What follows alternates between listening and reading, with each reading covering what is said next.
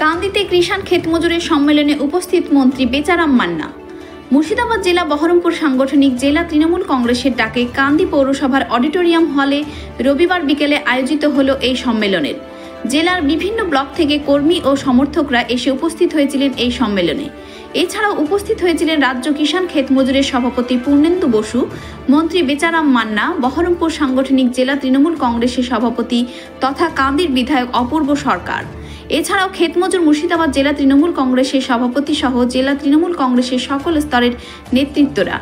এদিনের এই সম্মেলন থেকে কেন্দ্রের একাধিক নীতির বিরুদ্ধে তোপ দাগলেন মন্ত্রী বেচারাম মান্না। এদিনে সভা শেষে কান্দি মহকুমার বিভিন্ন ব্লকের কংগ্রেস ও বিজেপি থেকে বেশ কিছু কর্মী সমর্থকরা তৃণমূল কংগ্রেসের যোগদান করেন মন্ত্রী বেচারাম মান্নার হাত ধরে।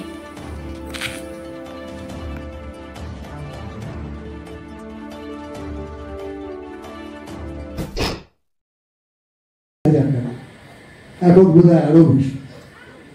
প্রত্যেক বাড়িতে একটা করে সাইকেল নিশ্চয়ই পৌঁছে গেছে, যাদের ছেলেমেয়েরা স্কুলে পড়ে, ছেলেরা এবং মেয়েরা।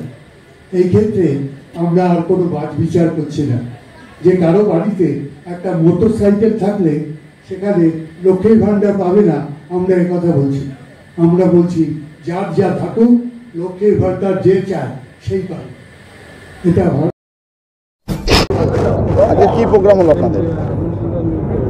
আমাদের মুর্শিদাবাদ জেলা কিষাণ ক্ষেত মজদুর তৃণমূল কংগ্রেসের যে সংগঠন, সেই সংগঠনে আজকে জেলা সম্মেলন ছিল। জেলা সম্মেলনে আমরা ভেন্যুটা করেছিলাম জেলা নেতৃত্বের সঙ্গে আলোচনা করে, মাদার পার্টির নেতৃত্ব এবং সভাপতির সঙ্গে আলোচনা করে আমরা ভেন্যুটা করেছিলাম কান্দি।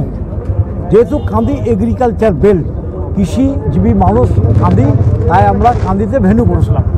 আমাদের রাজ্য নেতৃত্বের যিনি আমার সভাপতি পূর্ণেন্দু বসু, এক্স মিনিস্টার, এবং বেচারাম মান্না রানিং মিনিস্টার, ওনারা এসেছিলেন।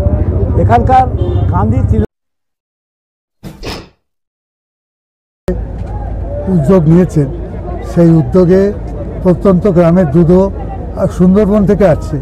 তা কান্দি আর কত দূর, বা এইসব জায়গা মুর্শিদাবাদ আর কত দূর, এগুলো আগামী দিনে হবে।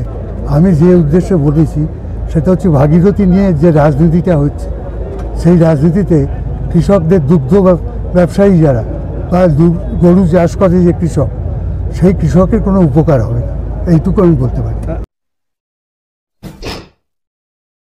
যেখানে এটা কেন্দ্রীয় সরকারের ভুল নীতির জন্য শুধু পশ্চিমবঙ্গে নয়, সারা ভারতবর্ষে বেড়েছে। এর জন্য কেন্দ্রীয় সরকার তাদের যে কর নীতি, সেই কর নীতির জন্য দায়ী। দেখছেন এএসআর নিউজ।